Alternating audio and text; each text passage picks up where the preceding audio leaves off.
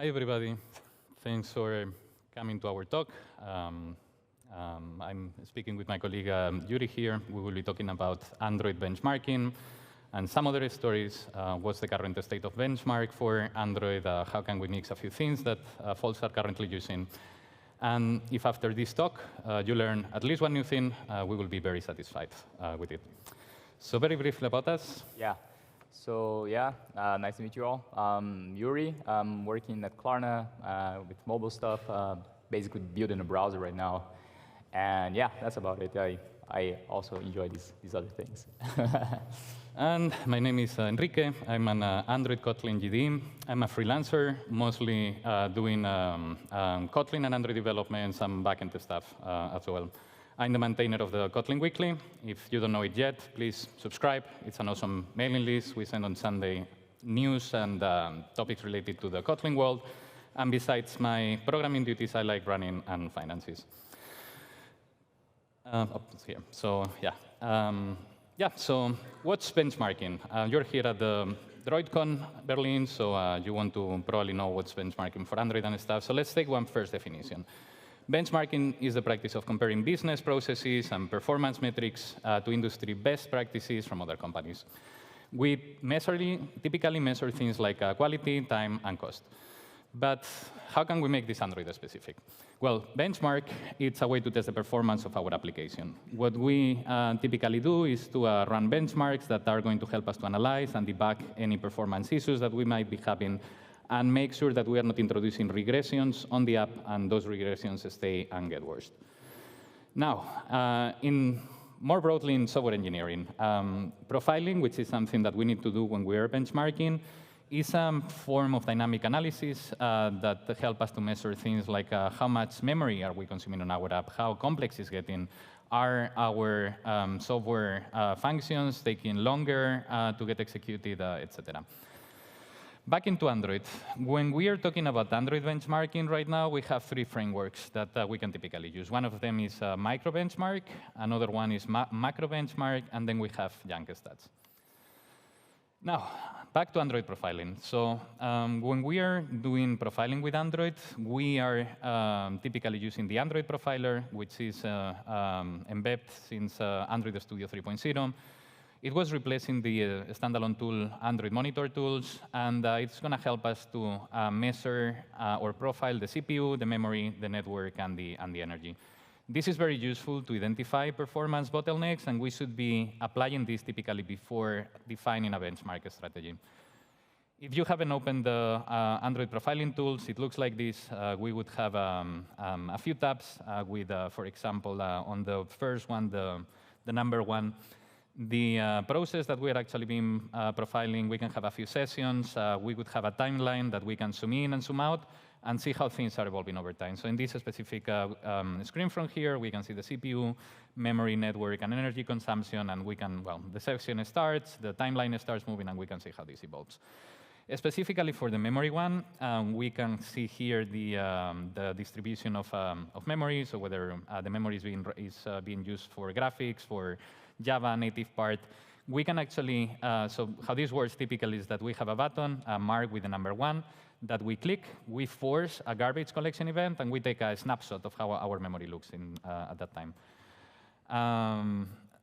So this would be here we can see that after taking this snapshot, we can see the objects that we have in memory. So we might have like a few strings or arrays or booleans or whatever, and the call stack that happened when we allocate when we took this snapshot.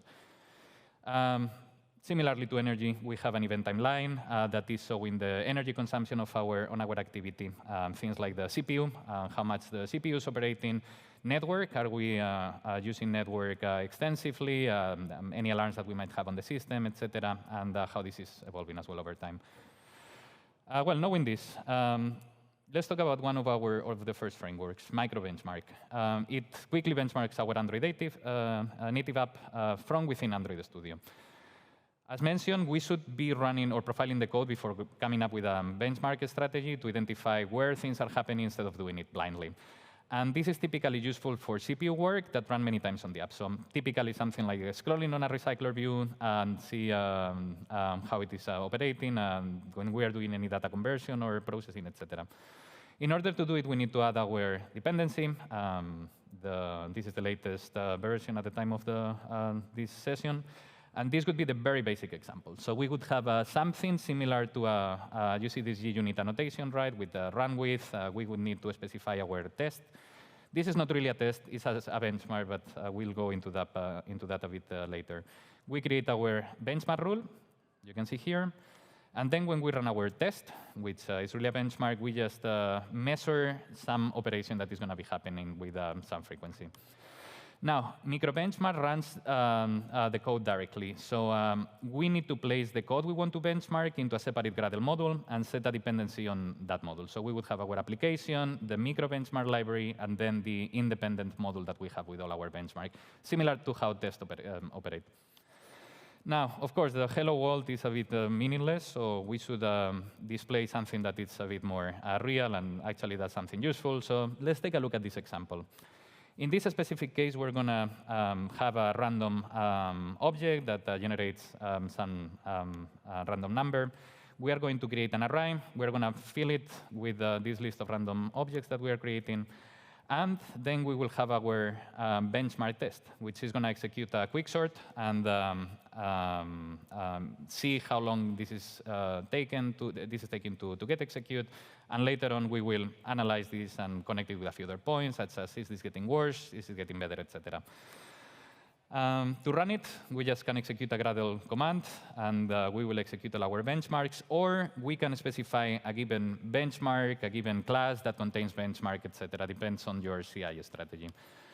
And the results will be shown on Android Studio if you run it from Android Studio. Here you can see that we have the title of the benchmark. So in this case, the recycler view benchmark.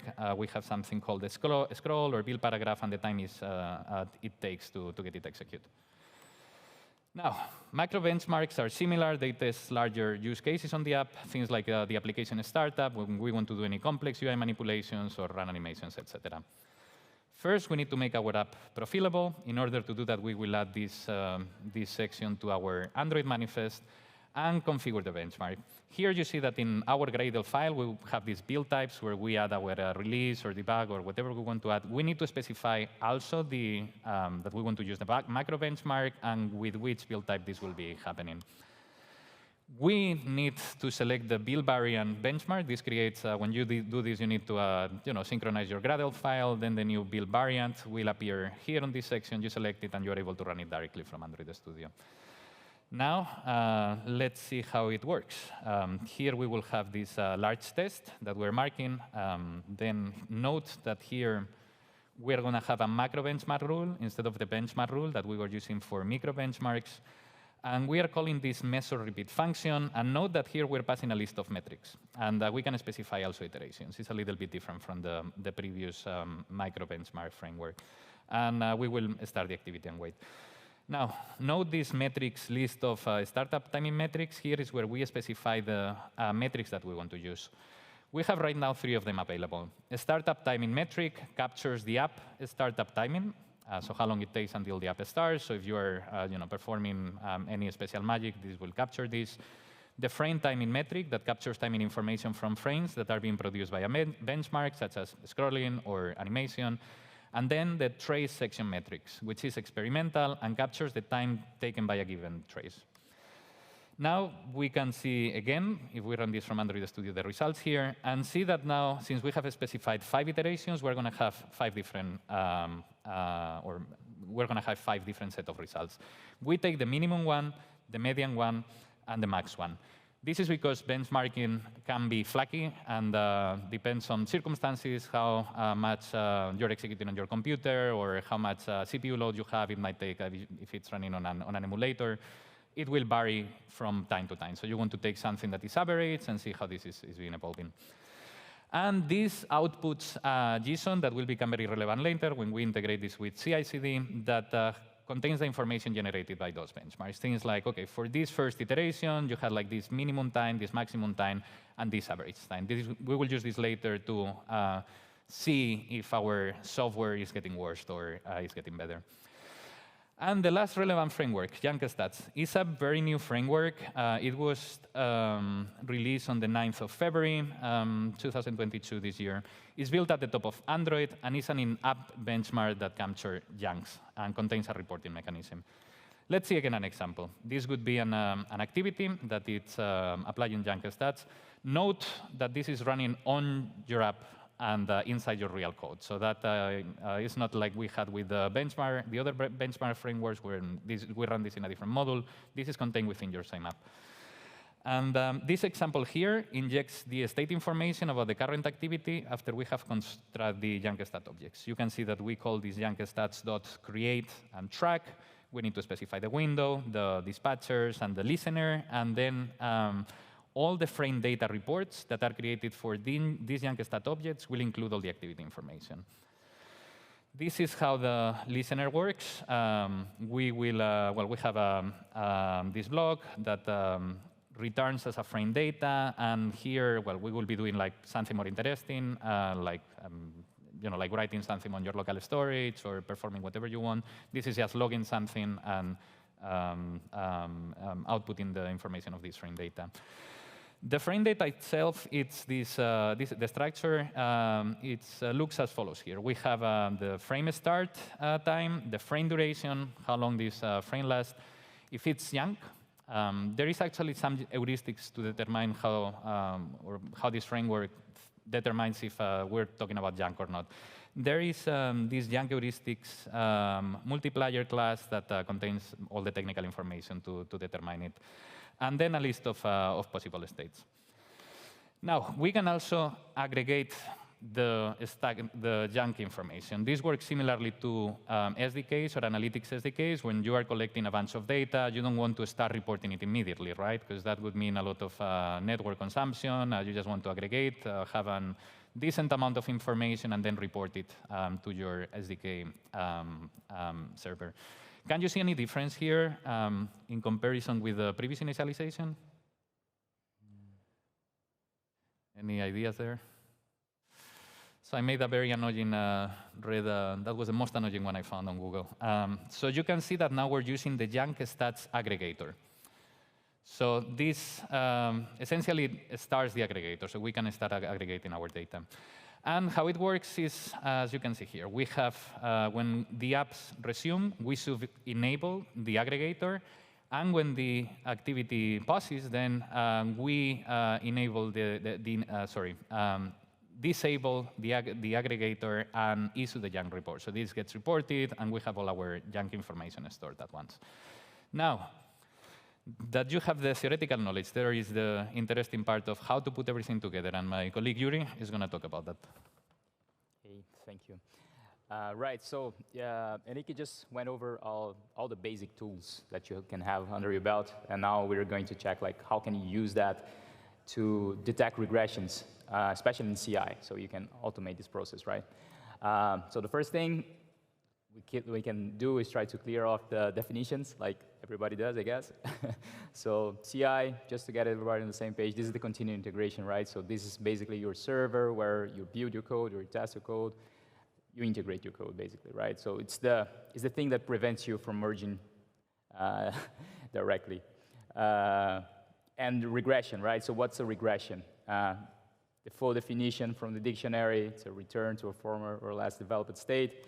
It's not what we're looking for. We're looking for more in the terms of performance degradation. So we want to detect performance degradation on our continuous integration. Right, so first you might be asking, why would you need this in the first place? So to clear that off, let's go with a typical example. So this might happen in your company. You might have seen this happening. So you're just having your day. You're working on feature, doing your thing, and someone calls you and tells you about a critical performance issue somewhere, and then you have to switch context and start digging into unknown part of the code that you didn't care about until now. And there's usually a lot of pain in just profiling and manually benchmarking and trying to see if things are getting better or not. Right, so we want to improve on that. with this kind of approach, you can monitor performance. We understand that monitoring performance is much easier than actually in profiling. So if there is a way that something just tells you about, hey, I think your code is getting worse, I think that's better than you having to go and do that work directly. So you want to catch problems before they hit the users. Probably what you guys, or most people already have, if you have a big code base and an app, you already have some kind of analytics. Maybe you're tracking performance there on your analytics tool. But the problem with that is that you're only going to see the problems after they hit the users. So you're already impacting like, I don't know, like hundreds of millions of people until you get the report. So with this thing, we want to try to do is to prevent that from happening. So you detect the issues before they hit the users, basically. And we know that running benchmark is really repetitive, and doing it manually is repetitive and error-prone. You know, you have to take a look at the numbers. And basically, the other problem is that the output is just a number, right? It's not going to tell if it succeeded or failed. It's just a number. Okay, this part of the code is taking this amount of time, and what do you do with that, right? So you have to put some meaning to that. And for all these reasons, we should automate this process. This is from kurz gesagt. We want to let machines do this part. So let's go with the basic example. For instance, imagine you want to detect or monitor degradation in your app startup time. So the first thing you can think of maybe is using the macro benchmark library that Enrique just talked about. There's this startup timing metric. We can just try to use that to integrate. So let's go over it, what you have to do, all the steps. So first thing, you need to install the artifacts. You need to install the APK, and then you also need to install the macro benchmark thingy. I don't know the official name for that, but there's a particular thing you have to install on the device. And this thing is going to act like the puppeteer, and your app is like a puppet. So it's an external process. It's not a shared process. So this guy is going to control your app from the outside. And this is the first step. Second step is to run the actual tests, right? So in this one, we want to run this to get this startup timing metric. So like Enrique said, this is going to output a JSON with all the data.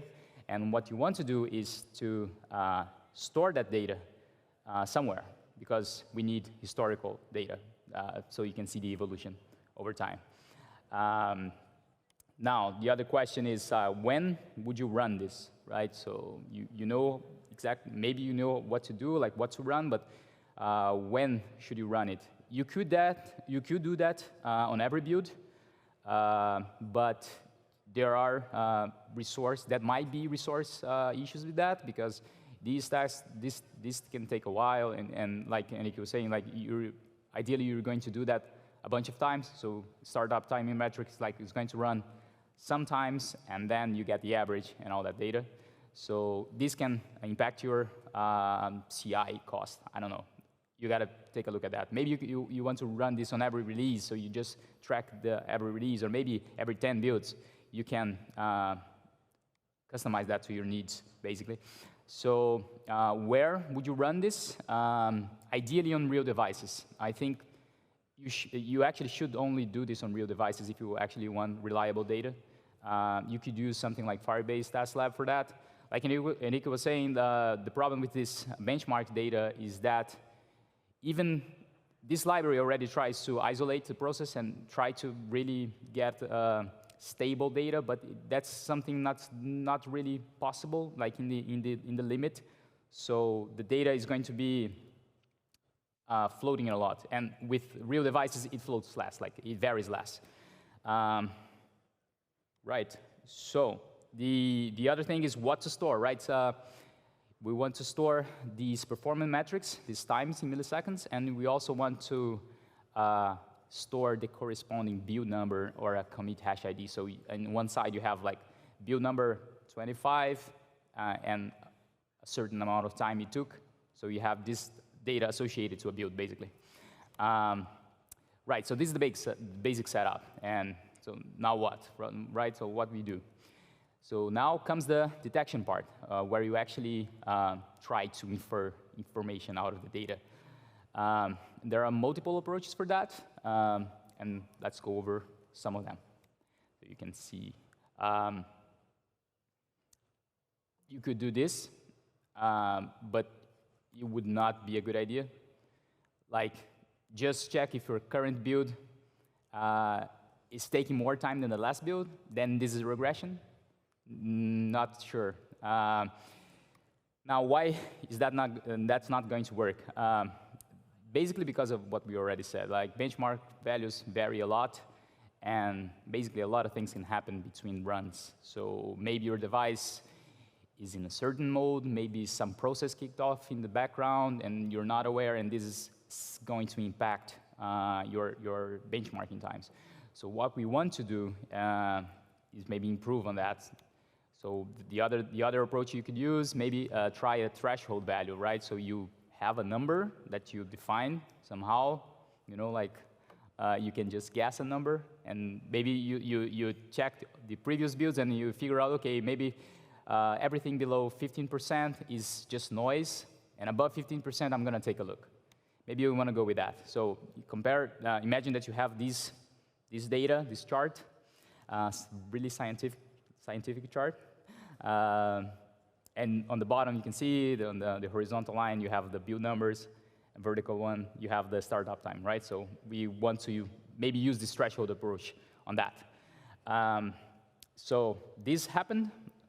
You got a build with that amount of time increase, and this is passing your threshold, right? So this is like a 15% increase. So is this a regression? If you define the threshold with that value, then you would identify this as a regression. But problem is, what happens, like if this happens, then was that really a regression? Or was it just noise? Right, so you still, look, this is just to show that the threshold, the bare threshold, won't just solve the problem. First thing is, since the values are inconsistent, this is going to trigger some false alerts.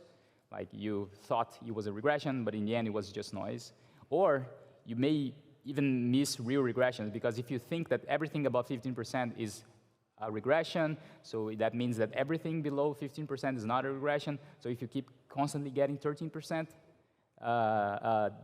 decrease or increase on your startup time, you're not gonna catch that, right? So it's not ideal.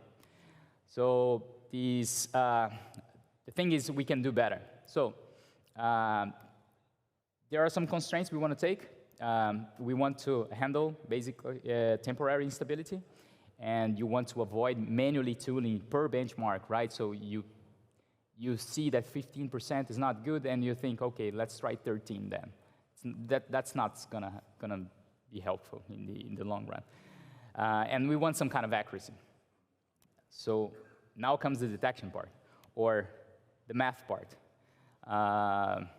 Basically, because of that, to understand if something is a regression or not, you need some kind of context to make the decision. And you may be thinking, what is this context or how? So there's this approach. This is actually used in production for the Jetpack Compose team. So this idea we took from one of their articles we're going to mention on the end. But this is the approach of using this step feeding algorithm. So it's a statistical approach for detecting jumps and steps in the time series. So you have a bunch of data, and you see it varies a lot, but at a certain point, there's an actual jump, and you want to detect just that jump and not be bothered by all the other non-relevant ones. I'm not going to go into detail of the algorithm right here. It's not a really hard one, but it's not the purpose here, right? You can just think that it's a sliding window algorithm, one of those tasks you can have on, like, I don't know, lead code or those kind of tasks. You know, there's a sliding window, you have a width, you have a threshold, and you can fine tune. Basically, your input, you can change the width size and the threshold. So the width, the window is double the width, right? So you have width here, the window is the sum of both. And you can use this window to get the context around your build. We're going to get, this is going to make more sense as I show this chart, another scientific chart. Right, so imagine you have this data. I'm not sure if I went through everything here. Yes, basically that. We want to increase the confidence of detecting regressions, right? So let's go over it. We have this chart with some data you've been collecting with those methods that we showed, and suddenly you have this happens, and you want to detect if this is a regression or not. So you're going to feed this data into your algorithm, and it's going to look something like this. Maybe just to visualize, you have on the left half the window, the other half of the window, and you're verifying if the build that I'm pointing at the arrow, the green arrow there, if that build is a regression in that context, okay? So in this one, this is not a regression. As you get more data in, you get more and more confident if this is a regression or not. So as more data comes in, this is going to extrapolate the threshold that you set. So the algorithm, it's not really complex. It's about 20 lines of code. There's even, on the article, there's a link to it. You can take a look. And yeah, so using that, you can automate regression detection on this key point of your application, right? So you can use this step feeding algorithm instead of naive approaches. And if there's a regression, this is important. At this point, I mean, you just implemented this. You want to see if it works or not. You probably just want to trigger some kind of alert. Maybe you integrate that on Slack, or you just receive a message or an email saying, hey, there's something fishy going on. Please take a look. And then as you get more confident with your width and your threshold, then you can maybe just break the build, for instance, if this is something that you're confident enough. So you're going to look for issues in the last builds, and this is going to help you catch issues before they hit the users, basically. So, yeah. Yeah, so a bit more of recap. As mentioned, Jetpack Benchmark contains micro and macro benchmarks that use instrumentation tests as benchmarks. They are deployed in different modules, not deployed with your app itself. And JankStats, which should be ideally used on real devices because benchmarks are flagging.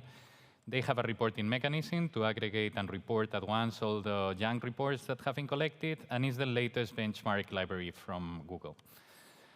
You should be profiling to identify the bottlenecks and implement your benchmarks. So profiling comes before actually deciding on a benchmark strategy, and you can use them to find issues with your memory usage, your energy consumption, your network usage, and CPU. A few resources on the topic.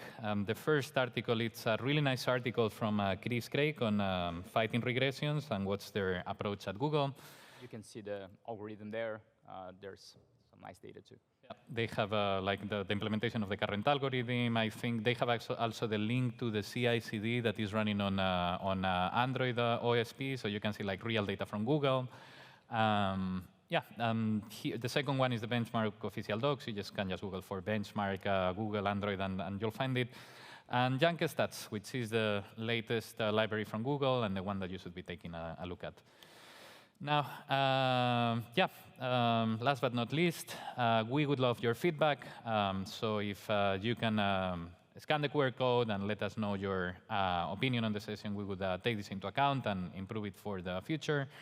And if you want to download the slides, we'll post them later on Twitter, but you can go to this link from here and download them already if you want. So that has been everything. You've been a fantastic public. If you have any question and we know to happen the answer, which we cannot ensure beforehand, we will be happy to help you. Thank you so much.